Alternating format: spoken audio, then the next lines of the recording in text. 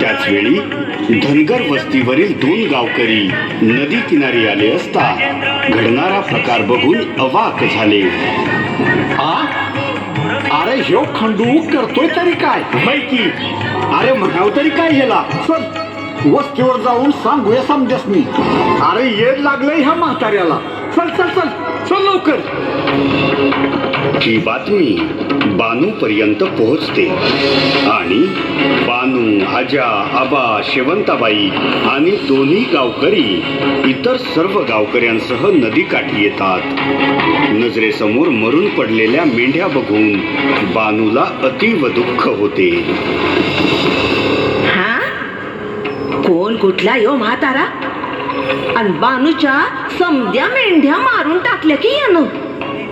ये बानू, काय करणार आहेस का आता? आजा, अरे काय करावं आता? असं का केलंय ह्या म्हाताऱ्यानं? तुमचा काय तंटा बिंट झालाय का काय? हे खंडू, अरे का केलंस रे हे? अरे किती जीव लावला होता तुझ्यावर आणि तू केसानं गळा कापलास की रे माझा. हा म्हातारा जेव्हा आपल्या वस्तीवर आला तेव्हा चुसक्यात गेला होता माझ्या. मी ऐकलीच म्हणायची याच्या संग, पण तेव्हा कोणी बी माझ्यावर विश्वास ठेवला नाही. अरे अरे ज्या घरचं खाल्लं त्याच घरावर उठलास बाई ना. अरे बघत काय नुसतं वाडा त्या म्हाताऱ्याला. असं कोण येतंय मोर? म्या येत मोर. घाबरते की काय तुला? का मारलीस माझी मेंढर? कशापायी केलंस हे पा? ये खंडू, मी तुला जित्ता सोडणार नाही. वस्तीवर परक्या माणसाला थारा द्यायची रीत नाही आपली. अरे अरे आता आम्ही जगायचं कसं र? ही मेंढर आमची धन आहे. बोल की का दात खेळी बसली तुझी? अरे ह्याला झाडाला टांगू मग बोलल पटापटा. बानूबाई, हे तुझ्या या तोंडानं नाव घेऊ नगस माझं, कळलं का तुला? खंडू तो बोल, नाहीतर ही लोक चित्ता सोडणार नाहीत बघ तुला. बानूबाईच्या 700 मेंढ्या म्या मारल्या.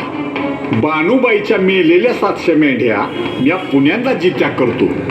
पण आधी बानूबाईनं वचन द्यावं त्या माझ्या संग लगीन करते. अरे ये म्हाताऱ्या, अरे स्वतःच वय तरी बघ, माझ्याशी लगीन करायचंय.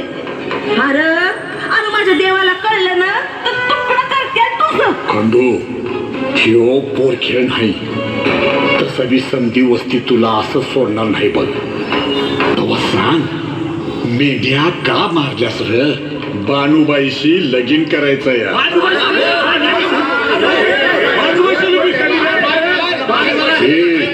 थांबावाई, गडबड करू नका.